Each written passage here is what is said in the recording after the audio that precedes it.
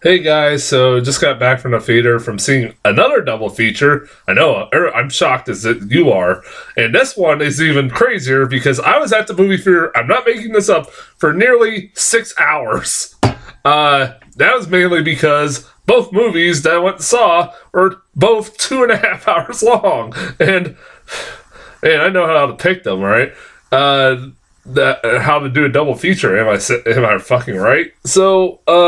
Yeah, I am literally exhausted from doing that, but I had no choice because I have a lot going on this over the next couple of days. I got some stuff I'm going to be doing over the next couple of days, and I wanted to pack in both movies, both of the major releases that I didn't see from last week, into one day. And like I said, just happened to be 2.5 hours long. It helped that one of them I was really looking forward to. So I mean, there you go. But let's get right into it. So the first movie I sat through was Midway, the number one movie at the box office this past weekend. The big surprise number one movie. Not a lot of people pretty much guessed that. Although I don't know, even I didn't guess that. I was actually kind of surprised, like a lot of people, but I don't know why we were, because I forgot. I think a lot of us just pretty much forgot that. Well, this movie came out on Veterans Day weekend, and well, that helps. I don't know. I mean, if I would have realized that, I probably would have guessed that this would have been number one. But whatever. Anyways, this was a movie that I was kind of curious.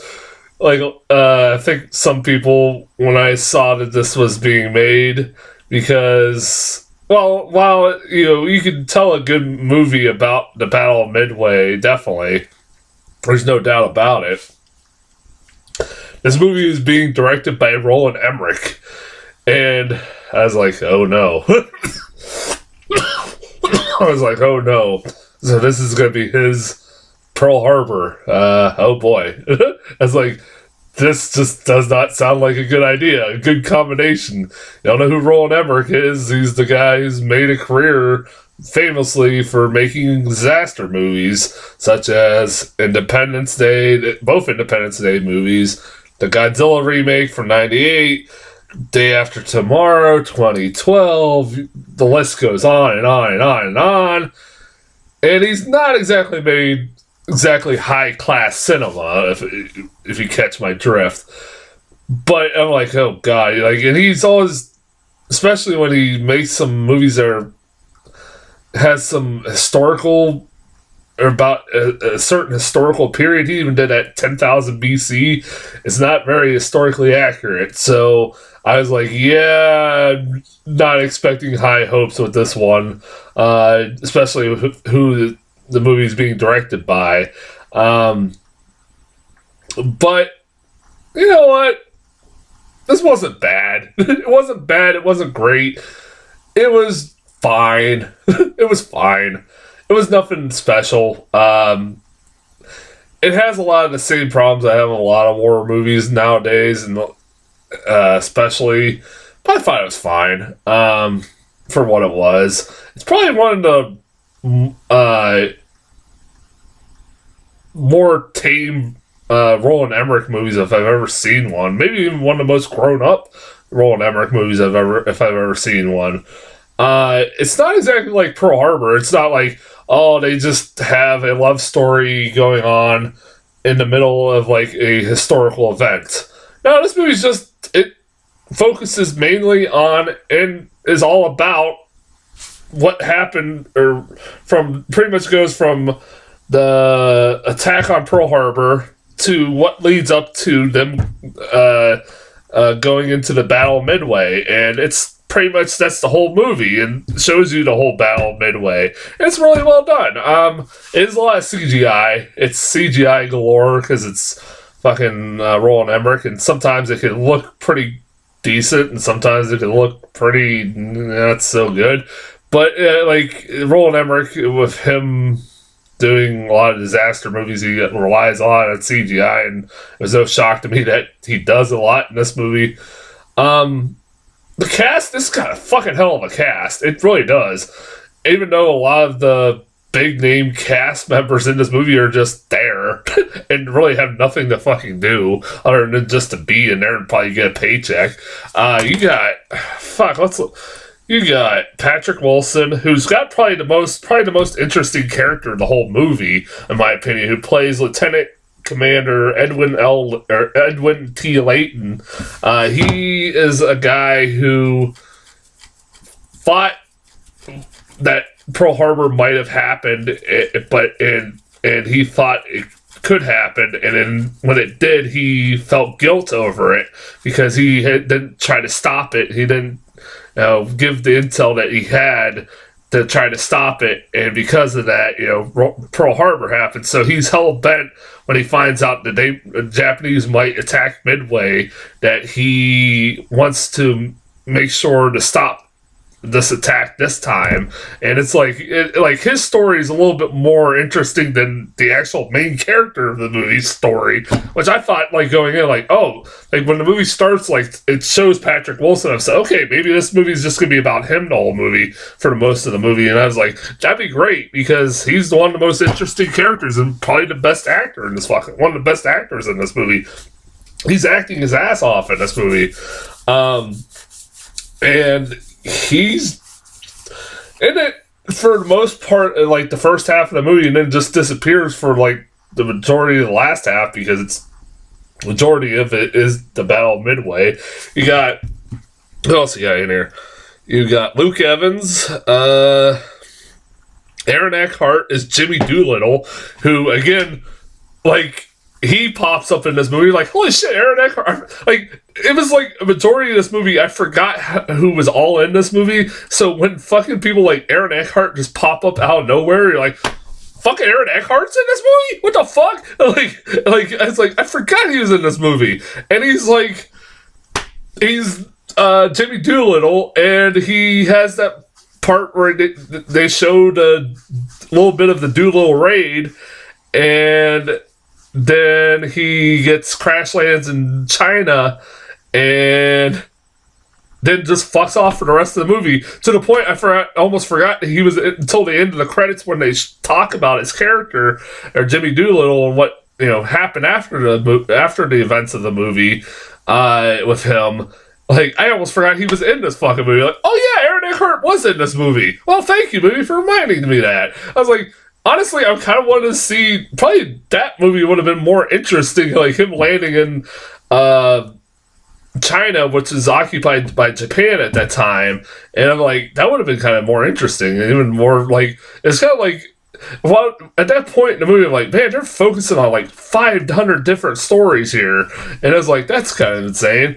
Like I said, but again, Aaron Eckhart's barely in this fucking movie. Woody Harrelson's in this movie too, as Commander-in-Chief of the U.S. Pacific Fleet,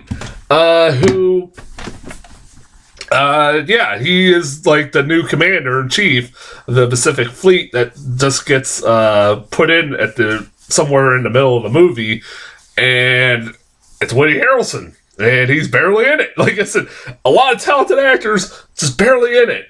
But because they're the most recognizable, that's most recognizable characters, because you know who these actors are. They also have Nick Jonas pops up in this movie. Like, literally, he pops up and like, fucking Nick Jonas? What the hell? This is a problem I had with most of the movie, where I don't know if I'm the only one who had this problem. And this is a lot of problems, the same problem I have a lot of war movies, where when you have like a big cast like this, sometimes when you don't focus on certain characters, like certain side characters, for long periods of time, you forget about them, and then when they pop up, you're like, who the fuck is that? That was a lot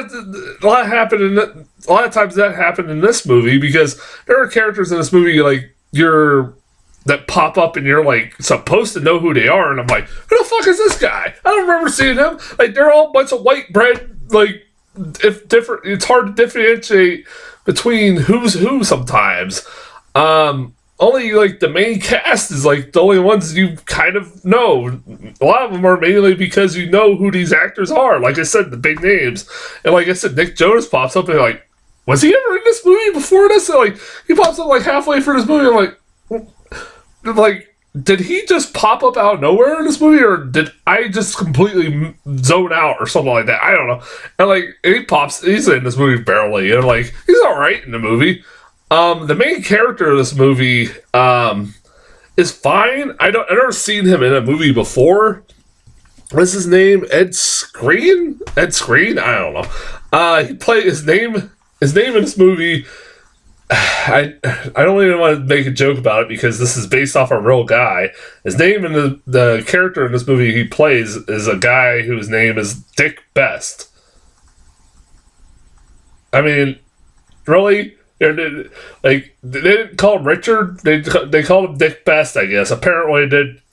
And I was like, I'm hoping this is a character they made up because I feel bad making fun of this character and his name. But no, this is a real person, and he was a genuine big giant hero in the Battle of Midway. So I can't really make fun of him. But like, really, you keep saying, "Hey, Dick Best, great, all right, Dick Best, all right, man." Like, man, this doesn't sound right. It just, I don't know if the 2-year-old in me is like, I hate sounding mean. Like, he was a real big war hero. And, like, I'm not taking that away from him, but, man, maybe change her name. Maybe not be called Dick Best. Not taking away. He was a fucking hero for what he did. I'm sure maybe this movie embellished things a little bit, but because it's fucking Hollywood, they embellish everything.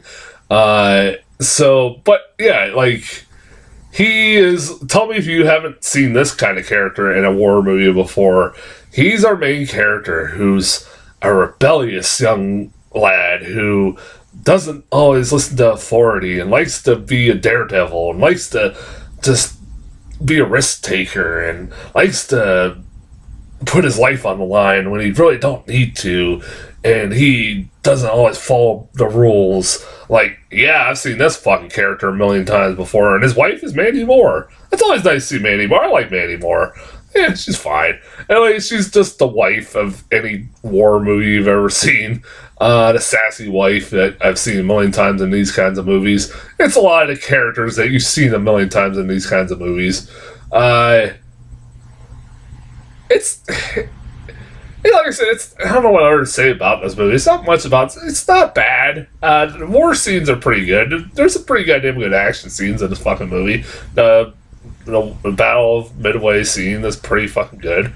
It's all CGI, like I said, but not all of it looks terrible. I'll give it that. I'm sure it probably... I don't know if this was on IMAX. I'm sure it probably looked awesome on IMAX. Like, on a really big-ass screen, I'm sure it looked really amazing. All right, it's fine. If you're a war veteran or something like that, you probably will like it. I'd say it's a decent rental. It's nothing I would pay to go to see in a theater. Maybe if there's like an IMAX or something like that, maybe.